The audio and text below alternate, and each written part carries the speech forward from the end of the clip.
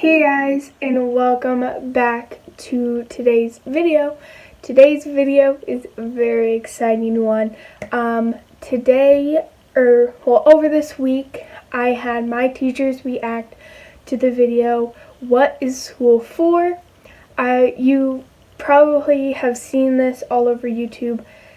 It's kind of a fun thing to do with your teachers, but I just wanted to say thank you to all my teachers that participated in this video in the beginning.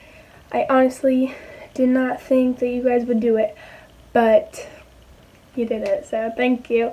But also, I will link the video down below, like the original video that I had them react to, because it's obviously not my video, so I don't want to take credit to it.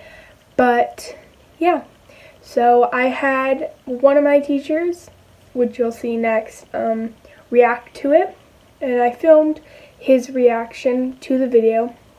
And then I had two other teachers that I did not have time to get in before or after school to record them, so I just had them watch the video over their lunch break and then film their opinions in the end. So you'll kind of see I don't want to say their names because for their privacy, but he went first, and you get to see the whole video with his reaction, and then you see his opinion after, and then you see the two other teachers after that. So I didn't want to have two videos, like two interruptions to explain that, so I just have one.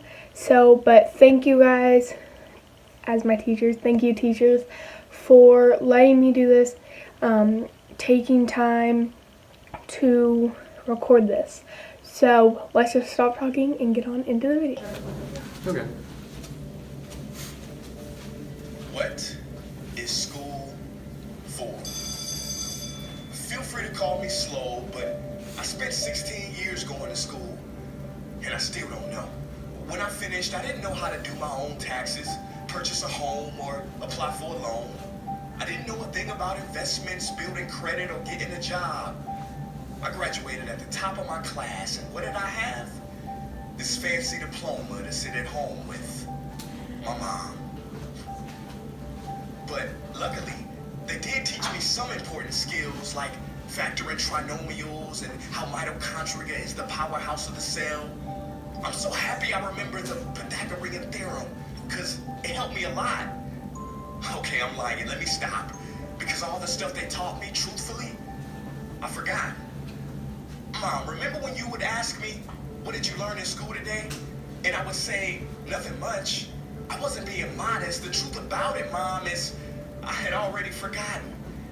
And it's not just me. Millions of students sing the same song. How many of you guys avoid eye contact with the teacher to try not to get caught upon? Afraid to raise your hand for fear of being wrong, which proves that school isn't an environment for learning or building up the intellect.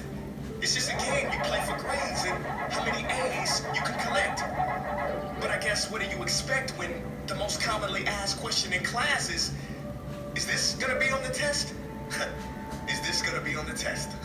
See, if school put learning instead of testing and memorizing as the top standard, then the letter F would not stand for failure. It would stand for find another answer. And if school was really interested in our personal and academic success, students would wake up later, have more freedom and homework, a lot less. And that's not my opinion. This conclusion has been scientifically tested and proven. And any teacher that doesn't believe me, feel free to check my works cited page to inspect. Oh, and I did it in MLA format because I know that's all you will accept. See, students would get more benefit from an extra hour of sleep than putting them through the torture of an extra essay, reading 150 pages, doing problems 1 through 60 on the worksheet, and having 3 projects due by the end of the week. Not only is it pointless pain, but it's also dim-witted, because we get so much work, but they don't teach the time management skills to deal with it. See, in school, we are controlled by bells. We have to learn in rooms with the feng shui of a prison cell. We have to ask permission to relieve bodily functions, but not before the teacher asks a million questions like, why didn't you go before class? I'm sorry, my bladder is kind of on its own schedule, and it's not always timely. See, teachers Teachers always say, use your time wisely. But that never made sense to me. Because these 6 cruel hours of our lives we call school might literally be the worst use of time management ever in history. Think about it. The traditional teaching method is foolish. No, it's useless, multiplied by the square root of stupid. What they do is they cram information in your head, force feeding you, and then you throw it up on the test. That's not education. That's bulimia. And the more bulimic you are, the better you will do on their assessment. So it's no wonder why so many students graduate mentally and emotionally anorexic. See, school teaches you how to memorize dots. True education should teach you how to connect them. True education teaches you how to catch a fish. School teaches you, yeah, you caught the fish, but you didn't show your work, so it doesn't count. Throw it back. I'm just asking, what is school for? It's not education. That's just not true. If you still think that, you might be sniffing clues. See, the word education comes from the Latin root educe, meaning bring out, i.e. bring the gifts out of a person and make them viable. But school doesn't bring out much. It just stuffs more facts inside of you. Now some of that stuff is justifiable. We need reading, writing, and some arithmetic. That's fair. But are you telling me metamorphic and igneous rocks are more important than self-care? If suicide is the 3rd leading cause of death of ages 10 to 24, and Harvard studies suggest the biggest predictor for success is self-control and emotional health, then why the heck aren't we taught how to handle stress, bullies, or rejection? How about anxiety or depression? You know, skills we need for our entire lives. Bro, I don't even know how to cook. I'm honestly surprised I'm still alive. But hey, at least I can name all the battles that happened in the Civil War. Seriously, what is school for? Some say you need it to be successful, and that's something we do not doubt. But do you own a MacBook or iPhone? Did you know they both were created by a dropout? Are you watching this video on Facebook or YouTube? Doesn't matter which you choose, they both were created by dropouts. Ever use Snapchat, WhatsApp, shopped at Whole Foods? Well, thank a dropout. Does your home furniture come from IKEA? Okay, don't get the wrong idea. He was not a dropout. Don't be a fool. I mean, how could he drop out? Ingvar Kamprad, founder of IKEA, never even went to school. I know what you're thinking. He's just picking and choosing. There's millions who didn't go to school that aren't successful. Who is he fooling? And you're right. But open your history books and start perusing. You'll find the very people we idolize in school never really had formal and or secondary schooling. I'm talking George Washington, Abe Lincoln. America's best presidents had 0 school between them. Ben Franklin, Thomas Edison, shall I proceed? Ernest Hemingway, Mark Twain, Teddy Roosevelt, Margaret Mead. Now please, I'm not saying drop out, because some schools are great and many teachers are rare treasures. I'm saying that there's a difference between people who are smart and people who score better. I'm saying that your future is something that no test will ever measure. Even if that test begins in 3 letters like SAT, ACT, it's BS if they say those determine your LIFE. No, your destiny is in your hands. You must shape it to be great. So don't expect school to open doors, because it's more likely to slam them in your face. Sometimes I wonder about all the dreams lost in school and how much potential goes to waste. If it wasn't for music and YouTube, then I would have been just another lost case. Everybody watching this, please, close your eyes. Imagine a child sitting in the back of some teacher's class in some town. He never raises his hand, he fails most of his classes, but inside of him, there is a passion. And if nurtured and brought out, will lead him to discover the cure for cancer. But you see, I'm afraid that child's gift will never come out. He will never win the Nobel Prize award because in class he was ignored and his worth was judged only by his scores. So teachers, principals, parents, advisors, and students, I ask one more time, what is school for? I think his points are extremely accurate and a lot of truth to it. There's, I can go back and even thinking about my high school experience and thinking like, why didn't they teach me so many of these more life skills? There's things I don't know how to do that should be a part of education. And I think You know, you can find some of those skills and what really matters in life being taught in schools, but it's not what's valued. It's not, unfortunately, I think a lot of the life skill classes are the elective classes that a lot of times, because of the demands placed on get good grades, get high scores, get ACTs, this and that, that the elective classes that are trying to teach you, hey, emotional health, wellness, bullying, being kind to people, or you know, how to do your taxes, or how to, you know, anything with like the engineering or shop classes and stuff. There's a lot of life skills there that not many students get to take those types of classes. But I think the whole purpose of school is meant to be give you the basics to be successful. But unfortunately, our culture has stopped valuing that and valued the, well, what are your scores? What are your grades? And so it's got kind of twisted. But I think he's accurate. There's grades in your high school GPA are not going to be your determining factor in life. And I think the pressures of society have made kids forget that and not realize that taking care of yourself, healthy, being well, knowing how to interact with other people and doing that kindly, like that's what's going to make you so successful in life. Yeah. Okay. All right. Hey, Samantha. Okay, so I have seen videos and heard different speakers discuss this exact same idea before, and I always walk away with such mixed emotions. Like, part of me feels like completely crushed, and it makes me feel like a failure, and it makes me feel like I'm a sucky teacher, and I'm a sucky human, and it makes me want to quit teaching.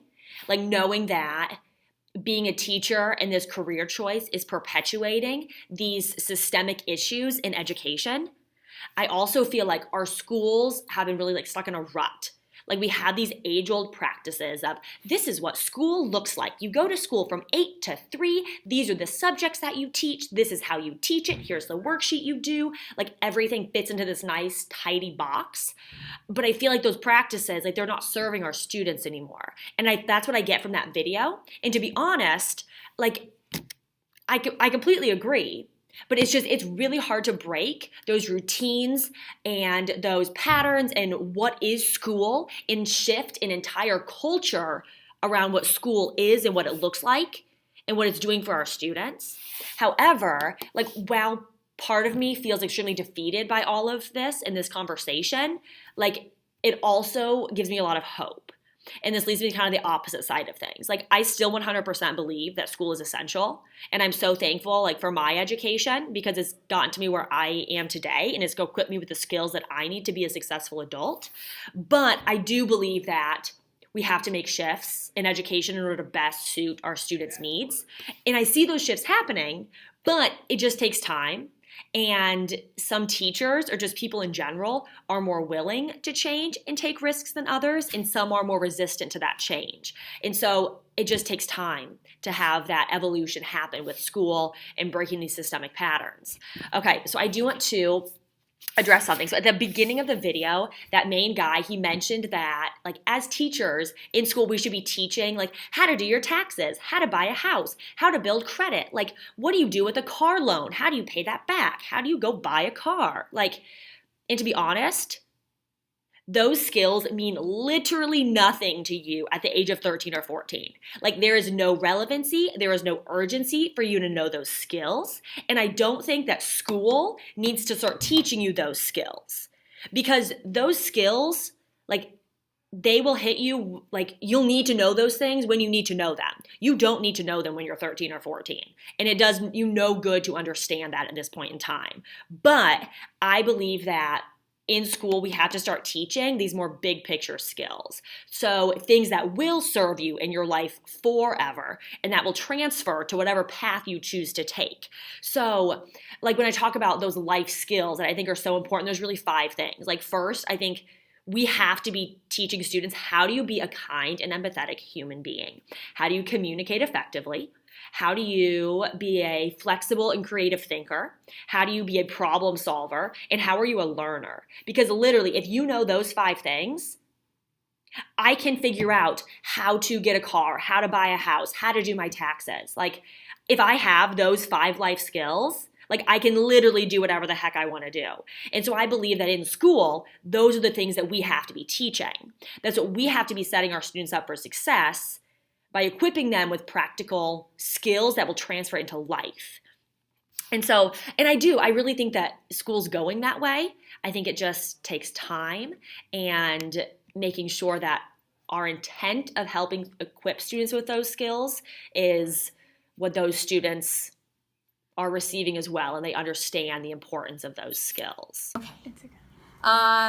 So I agree with a lot of his points. I think that we have a broken system. So unfortunately, 100 years ago or 50 years ago, they created school and they created like, this is what you have to do and this is how you get this job, and we are still following that foundation. So what it's called for some teachers is like the cookie cutter factory, that basically all the students are the same cookie and they get the same knowledge and then they're pushed out at the end. So I totally agree that we need to go away from the cookie cutter method. I think some of the things on there, I don't know, like it's hard to know, like, what do we teach kids, because all the kids are at different levels, like developmentally. So like someone learning to do their taxes, we have professionals that do that. Like nobody does their taxes. You like click on turbotax.com and you like upload your stuff. So that's not a big one. Buying a house, somebody walks you through that too. Like, so we have professionals that do some of that stuff that would be a horrible class to take to teach somebody to do their taxes. That would be bad. I really like F as finding another answer. I don't like to send work home, and as an English teacher, I don't really have tests. So that feels more like a science, social studies, math kind of thing. So that's really not for my area. I love the emotional learning ideas and life skills. I think that's extremely important. I was trying to push for that kind of stuff for like our plan time, to have like different life skills, like changing a tire on a car, some more cooking stuff, so maybe laundry, so like life skills that you need if you're going to go live on your own. I also agree that there's a lot of things that are taught that you will never use again.